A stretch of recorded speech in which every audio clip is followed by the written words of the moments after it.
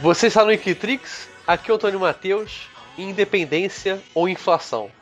É o Dom Pedro, você? Gostei, Dom Pedro, não. É. Bom, muito bom. Gostou, né? Foi artístico, foi lírico. Meu nome é Renato Lerípio e eu espero não ir para... Calma aí, esqueci como é que fala. Porra, Renato.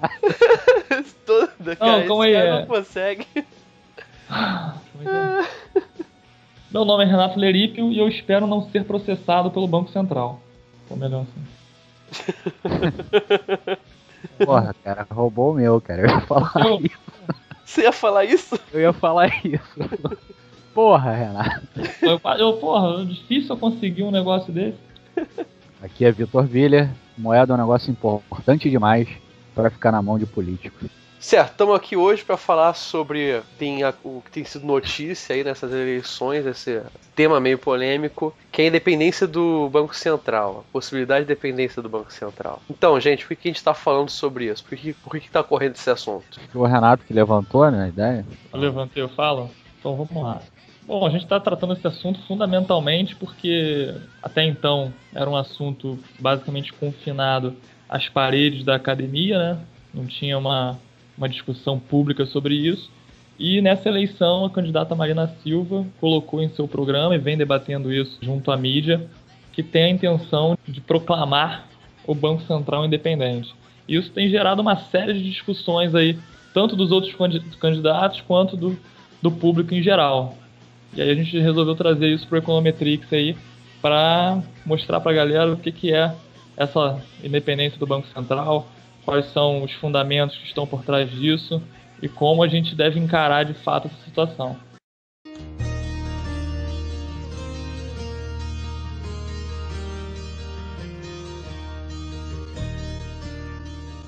Então vamos lá, para início de tudo, o que é o Banco Central? Pois é uma boa pergunta. Boa pergunta.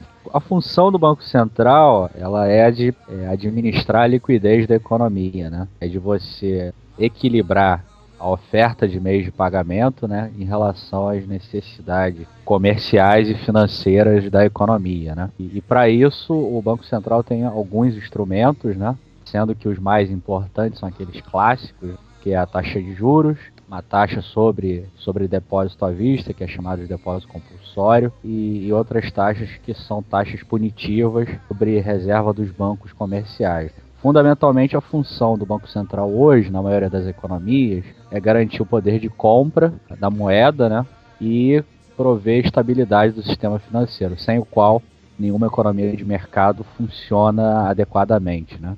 Então, para fazer isso, ele regula a liquidez da economia, né, que é equilibrar a quantidade de meios de pagamento, moeda e crédito, basicamente, com as necessidades comerciais e financeiras dessa economia, né, para não gerar nem excesso, nem falta de liquidez, né, o que pode gerar inflação ou escassez de recursos para as necessidades comerciais e financeiras dessa economia. Essa é a função primordial do Banco Central e para isso que ele existe hoje.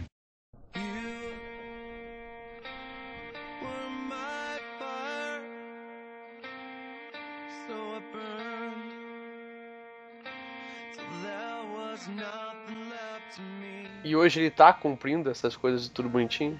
Eu prefiro que o Renato fale. Temas polêmicos sempre ficam pro Renato. Isso. Então vamos lá, né? Como o Vitor colocou muito bem, o Banco Central tem essa função primordial. Ele é, na verdade, o emissor de moeda na economia e ele é o controlador dos meios de pagamento, né?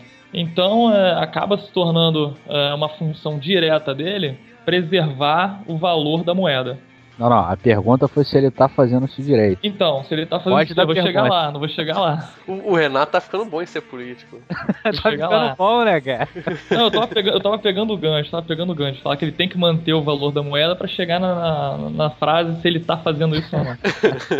Então, na verdade, eu acredito que a candidata Marina trouxe esse debate sobre a independência do Banco Central muito em virtude de críticas que o governo brasileiro tem recebido nos últimos tempos de estar interferindo na condução da política monetária brasileira. Especialmente no episódio que aconteceu no final de agosto de 2011, quando, através de uma reunião um pouco controversa, o Banco Central decidiu reduzir a taxa de juros e manteve essa taxa de juros em patamares bastante abaixo da média histórica, mesmo com pressões inflacionárias aparecendo, isso aí acabou gerando no mercado uma certa sensação de interferência do governo na política monetária, nos rumos da política monetária.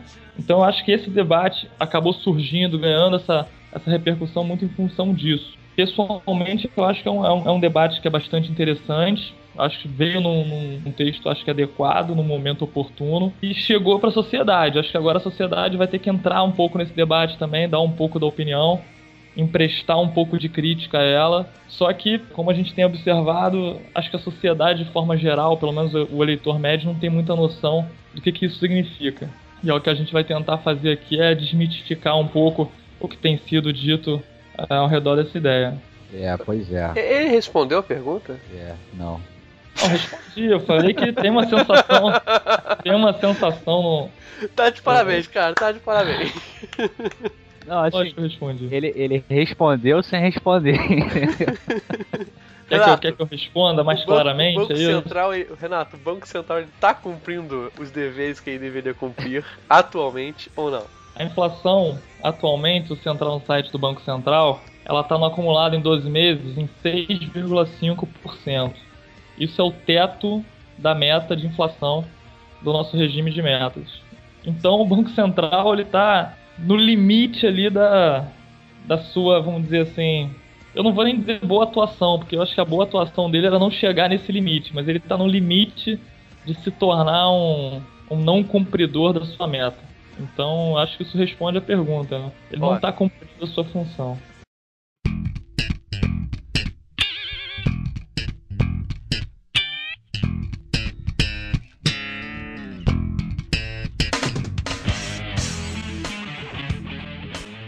Eu já ouvi várias vezes aqui o senhor Vitor falar que o Brasil não tem metas de inflação. É verdade. Então por que, Vitor, você sempre fala isso? O Brasil não tem meta de inflação há 4 anos, né? O Renato lembrou aí do episódio lá de agosto de 2011, quando o Banco Central fez uma reunião e decidiu meio que sem aviso, sem nenhuma indicação, né? Que é o que geralmente ele faz quando vai mudar o rumo da política monetária. Ele decidiu nessa reunião, alegando que vinham ventos deflacionários do exterior e que isso daí geraria um clima de recessão comparável em 25% à recessão que a gente teve em 2008. E por isso ele iniciou um processo de redução que levou a Selic para a mínima histórica dela, 7,25 em termos nominais, abaixo de 2% em termos reais. Isso daí gerou um descolamento muito forte das expectativas, gerou uma pressão ainda maior no mercado de trabalho, descolamento entre salário e produtividade, que gerou, por fim, essa inflação que o Renato falou aí.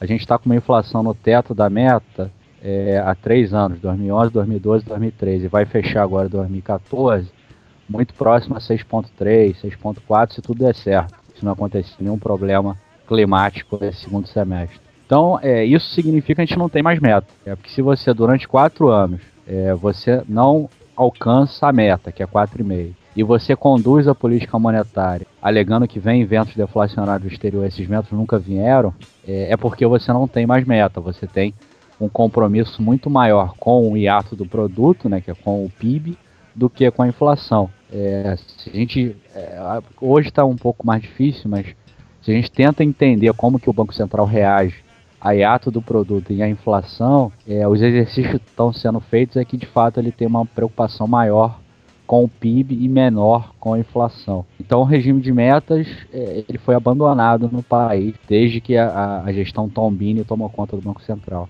E isso é preocupante, porque mostra claramente uma interferência política no Banco Central. Eu acho assim, a gente deveria discutir nesse contexto, por que a independência ela é meio que um corolário, né? É uma consequência direta de você conviver com o regime de meta de inflação.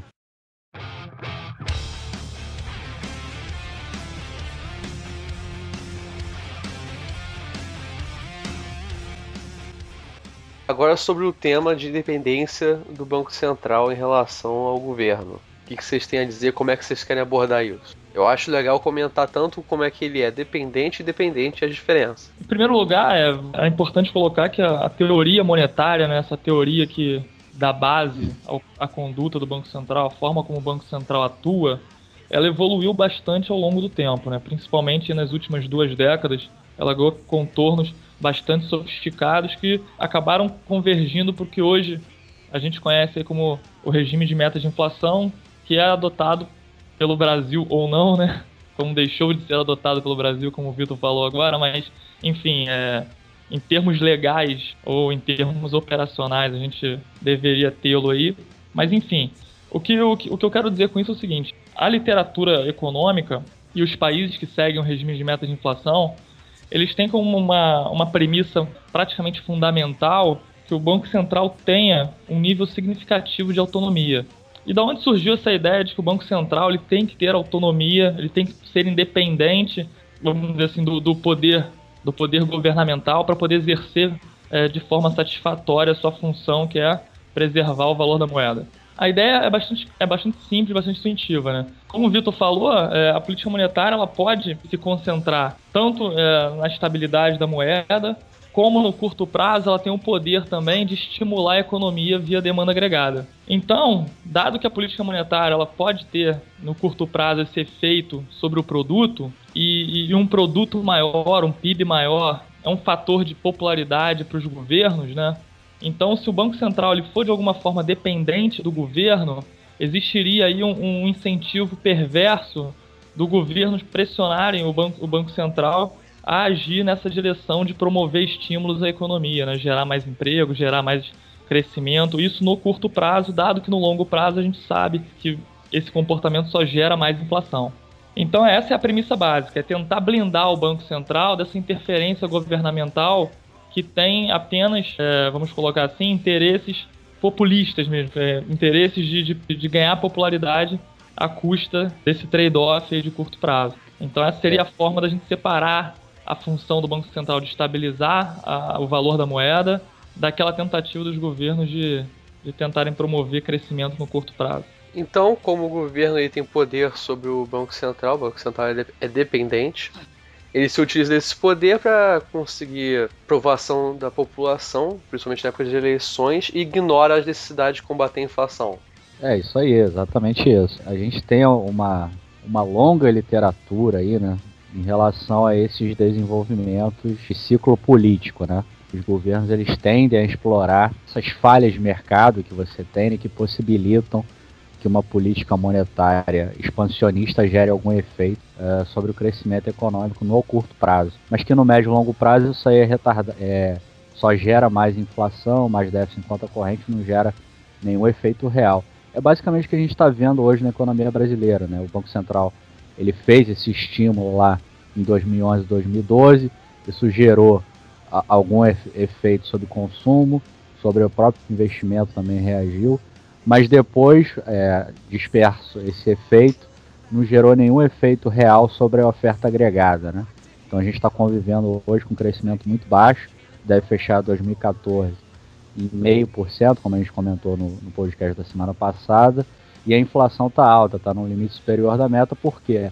Porque você tem gargalos sobre a oferta agregada que não reagem a qualquer medida de política monetária, elas reagem a ações concretas de política econômica ou de melhora do ambiente de negócio. For que tem gargalo? Gargalos, tem obstáculos, né, que impedem que a oferta agregada cresça. Você tem problemas de infraestrutura, você tem problemas no judiciário, você tem a legislação trabalhista raquítica de 80 anos atrás. Raquítica não, desculpa, caduca, né? E tudo isso aí gera o quê? Gera que a produtividade da economia ela não cresce. A gente vê isso todo dia quando a gente vai num restaurante pedir uma comida e demora meia hora. Pedir uma conta demora 20 minutos. Vai no supermercado, filas gigantescas. Então, enfim, são problemas do dia a dia que impedem a economia de crescer. E isso daí não é a política monetária que vai dar conta, né? É trabalho sério, é tentar melhorar o ambiente de negócio brasileiro, a competitividade do Brasil. Então, só por isso, por existirem falhas de mercado, no curto prazo, a política monetária pode gerar algum efeito. Mas no médio e longo prazo tem que trabalhar, né? E é uma coisa que os governos não gostam de fazer. Então, por isso que a independência do Banco Central, como o Renato falou, ela blinda a autoridade monetária desse tipo de interferência política sobre o banco, né? O que prejudica naturalmente o controle da inflação.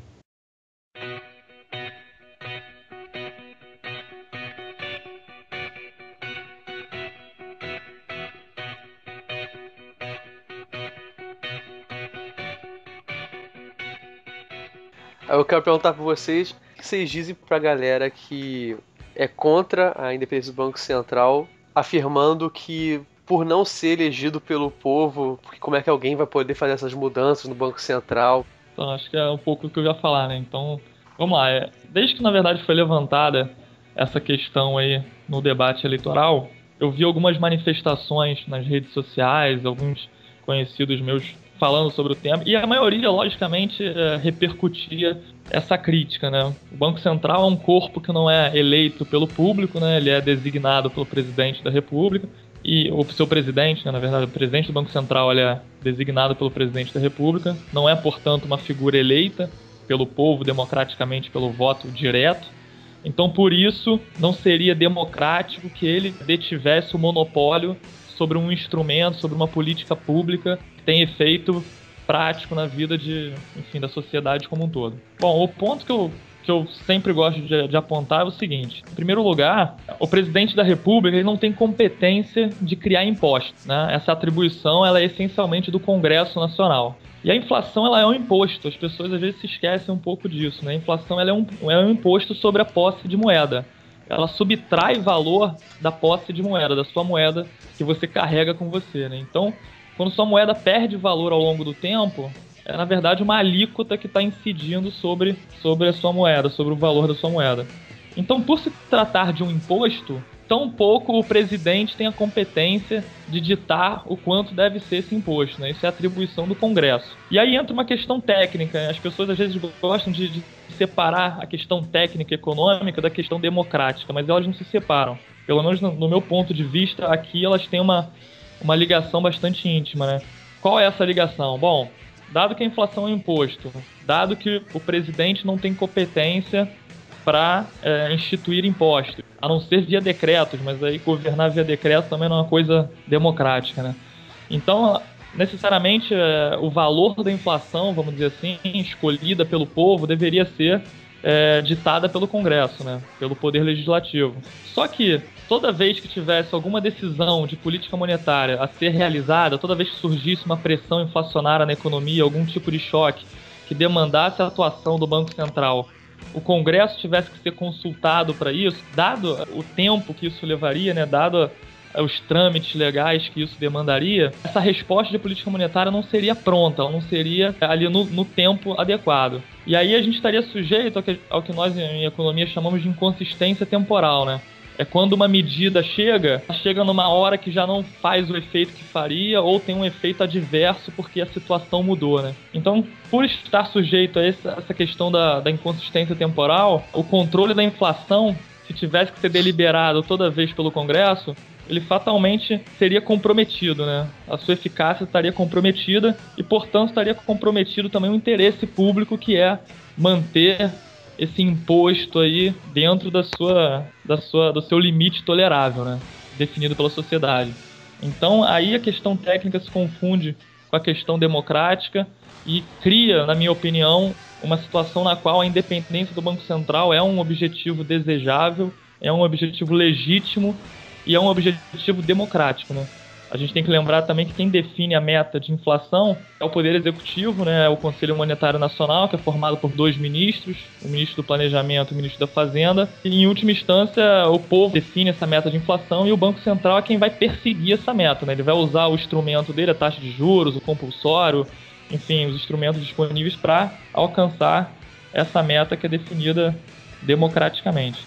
The piercing radiant moon, the storming of June, all the life eu acho que o Renato cobriu bem aí essa questão. Eu também não vejo essa contradição entre independência e democracia. Até porque, se a gente for considerar, a independência ela é sempre adjetivada, como o Renato falou, ela é uma independência de instrumento e nunca de objetivos, né? Quem define o objetivo é a sociedade. E aí, por exemplo, no Federal Reserve, nos Estados Unidos, os objetivos que o Fed, o Banco Central Americano, tem que perseguir, inflação baixa e emprego máximo. E isso daí quem define é o Congresso dos Estados Unidos. O Federal Reserve, se não cumpre um ou outro, ele tem que dar explicações sobre por que não cumpriu.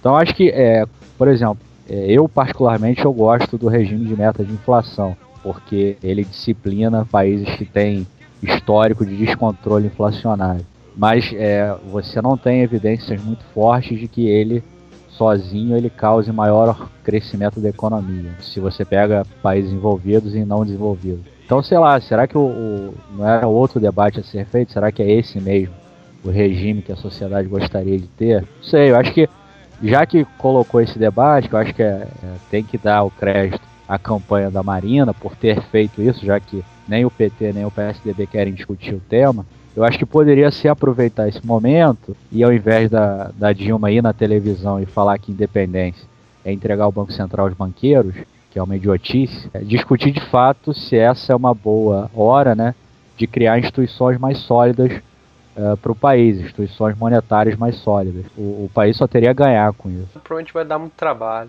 Vai dar certo, não. Geralmente para construir um país civilizado dá trabalho. Não tem outro atalho, né? A não ser que a gente fure a areia aqui e descubra o petróleo, como foi lá na Arábia, né? Mas sendo de outro jeito, a gente demora para construir um país sério.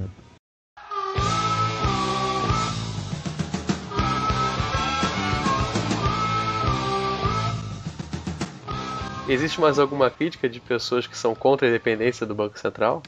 Existe a crítica dos economistas, né? Que é a tal crítica keynesiana, de que a moeda não é neutra, esse papo aí da carochinha, né? Mas eu não queria falar muito disso, não. Isso? Você vai vetar a crítica keynesiana? Não queria falar disso, não. Cara, que assim, o Keynes, ele publicou uma teoria lá em 1936, né? Mais de 80 anos já foi feito muita coisa em economia, então... Para mim, Keynes pertence ao pensamento econômico, é história. Para mim é história, não é uma teoria. Então eu não dou muita bola para Keynes. Mas se o Renato quiser falar... Será leite de pedra de novo? Não. Cara, esse negócio de moeda endógena, moeda não neutra, sei lá, a fórmula é uma fórmula muito fácil, né? Joga moeda aí que a gente cresce, se fosse assim tava todo mundo desenvolvido. Exatamente, eu sei, cara. A teoria econômica séria, ela já esqueceu isso há algum tempo. Assim, eu fui num seminário semana retrasada, o que pensam os pensadores em HPE no Brasil, né? E uma das evidências que foram encontradas no artigo é que quase 40% dos artigos que são escritos em HPE no Brasil ou se referem a Marx ou se referem a Keynes. Tipo, é meio nostálgico, né? Vamos ver o que o Marx escreveu lá no século XIX. Vamos ver o que o Keynes escreveu lá no início do século XX. E a economia já teve milhares de outros desdobramentos e as pessoas ainda ficam interpretando as coisas com base nesses dois autores. Nada de crítico a isso, só que isso não é economia, tá? Isso é outra coisa, é história. A pessoa pode continuar estudando, mas tem que ter consciência que isso não é mais economia há algum tempo. É basicamente história. Eu quero lembrar pra pessoa que estiver ouvindo que quem tá falando isso é o Vitor Willer e Renato Lerípio. Pra mim isso era um papo em off aqui entre a gente. Não, aqui não tem papo em off. Não tem papo em off. Não tem, não. Esqueci que não tem papo em off. Eu só não rebato o que dizem porque eu não tenho carga teórica bastante pra contestar esses dois. Se alguém quiser falar que não é história, acessa aí, comenta, sei lá. Ou pede para participar no próximo. Eu tô aberto ao debate. Eu só não acho, é a minha opinião, acho que não é economia. Eu acho que o Marx, ele deu várias contribuições relevantes para entender uma economia de mercado. O Keynes também deu contribuições relevantes, mas ficou lá. Elas foram incorporadas pela teoria econômica. Se a gente quiser discutir as contribuições do Marx e do Keynes e como elas foram incorporadas à teoria econômica, tudo bem, posso discutir, mas ficar lembrando Marx e Keynes e achar que o que eles escreveram há não sei quantos anos atrás tem a ver com o que a gente está discutindo hoje, não tem. Então acho que até é antiético com os autores ficar fazendo esse tipo de de abordagem. Certo. Certo. Vamos falar de independência do Banco Central? É uma boa. Poxa.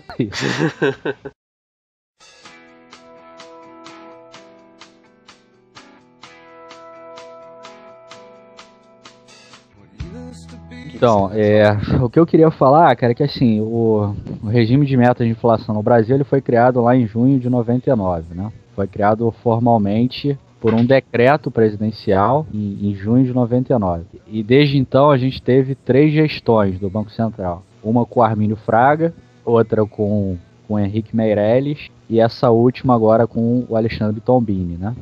Ao longo das gestões do Armínio e do Henrique Meirelles, o que existia era uma autonomia informal, né? Tanto o presidente Fernando Henrique quanto o presidente Lula, eles deram total liberdade para que esses dois presidentes do Banco Central fizessem o que eles achassem que era a coisa mais certa a fazer para ter o controle da inflação. Na gestão do Tombini, né, como existia essa, vamos dizer assim, vamos chamar de falha institucional, né? Por não ser uma coisa institucionalizada, a autonomia do Banco Central. Na gestão do Tombini, a gente percebeu lá em dezembro de 2010, já no finalzinho do Henrique, mas o Tombini já tinha tomado conta ali do Banco Central. Em dezembro de 2010, o Banco Central começou a dar respingo, a dar ideia de que iria mudar o caminho, né? E aí ele começou a falar que medida prudencial era substituta de medida convencional de política monetária, coisa que agora há pouco o próprio diretor Luiz Avaza, ele negou, mas enfim, isso é outra história. Pois em agosto aconteceu isso aí que o Renato falou, que ele começou a reduzir a taxa de juros. Então assim, dado que existe essa falha institucional lá na criação do regime de metas, que não deliberou que o Banco Central deveria ser independente, e nem gerou uma lei, o regime de metas hoje, repetindo, ele é um decreto do presidente, ele não é uma lei aprovada em Congresso. Então, dado que existe essa falha institucional, foi possível essa interferência política na gestão do Alexandre Tombini. Eu não tenho nada contra o Alexandre Tombini, eu acho que é um economista muito bom, só que ele sofre interferência do Palácio do Planalto. Como ele é um funcionário do governo, que pode ser demitido a qualquer momento, ele tem que seguir ordem do comandante em chefe do governo, que no caso, infelizmente, é a senhora Dilma Rousseff. Então, dado que existe essa falha institucional, isso pode ser feito. O que a gente tem que aproveitar nesse momento é discutir, vamos institucionalizar o regime de metas de inflação ou qualquer outro regime, não precisa ser nem o regime de metas, pode ser outro. Eu acho que o regime de metas é bom, mas a sociedade pode escolher outro regime.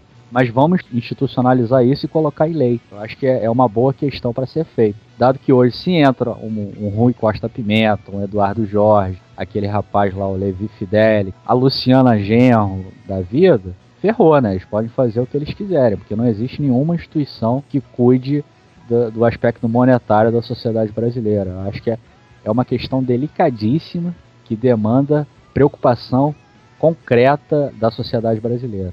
Então, calma, você está falando dos regimes de metas de inflação.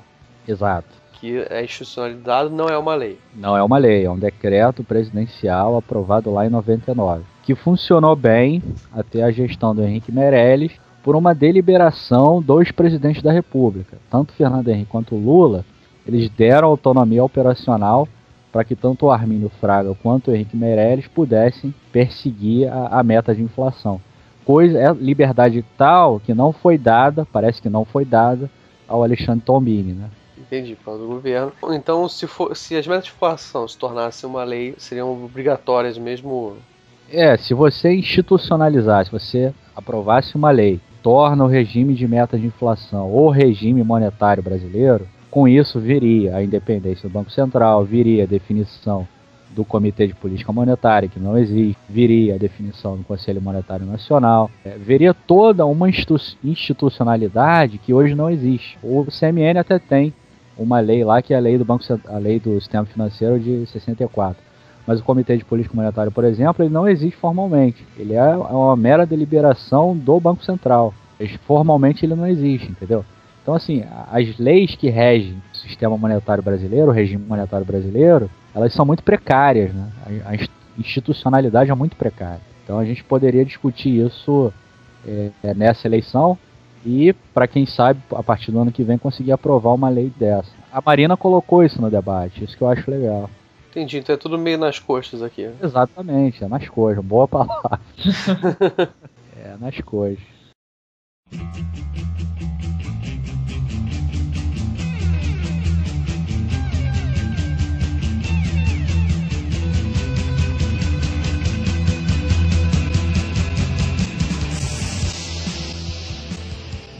Como o Vitor colocou, foram conquistas que a sociedade brasileira adquiriu a duras penas e que, ao mesmo tempo, essas conquistas são muito sensíveis à vontade do governante, né?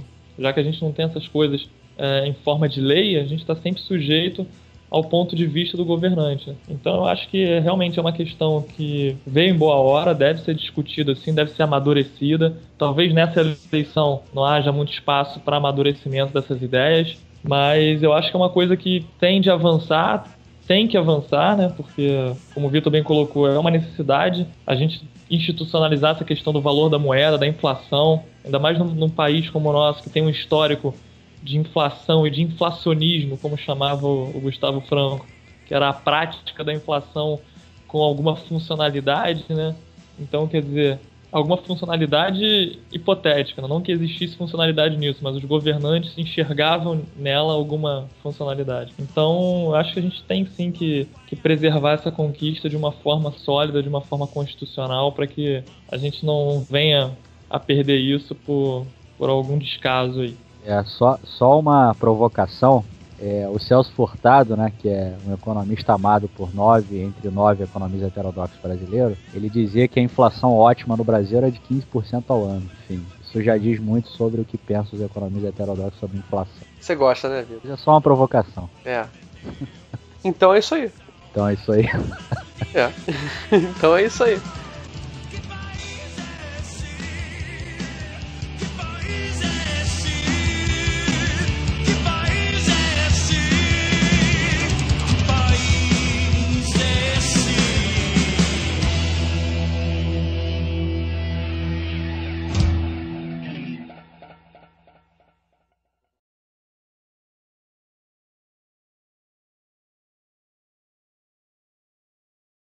Aqui é Vitor Villa e para o Manteiga, a culpa é das estrelas.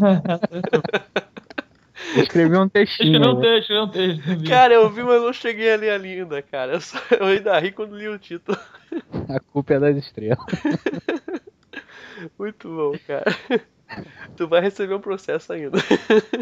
É processado. O Alexandre tá sendo O processado. próximo a ser processado vai ser... Aí, a minha entrada vai ser essa. Meu nome é Renato Leripe e o próximo a ser processado é o Vitor Villa. Ou o Econometrix, né? Inteiro. Porra, bota isso não.